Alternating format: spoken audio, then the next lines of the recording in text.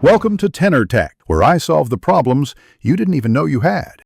You start by isolating the workbook and preventing spread.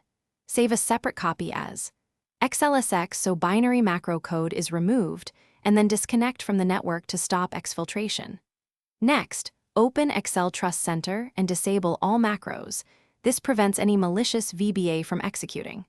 Once done, use a reputable antivirus or anti-malware tool to scan that saved copy and quarantine anything flagged. Make sure to keep the original file intact for investigation while you work on the copy.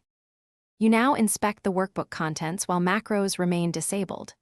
Open Excel in safe mode to avoid add-ins, then use the Developer tab to access the Visual Basic Editor and Review modules, class modules, and this workbook for unknown code.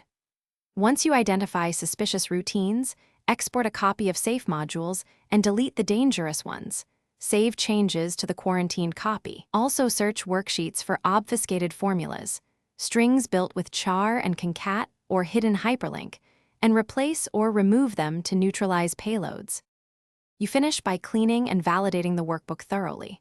Remove any hidden sheets, unhide all rows and columns, and review named ranges for unexpected references. Delete anything suspicious. Save, then rescan the cleaned file with an updated antivirus and anti-malware scanner. If everything is clear, re-enable macros only if you verified their source and integrity. If the file remains compromised or critical data is corrupted, restore from a verified clean backup or rebuild the sheet.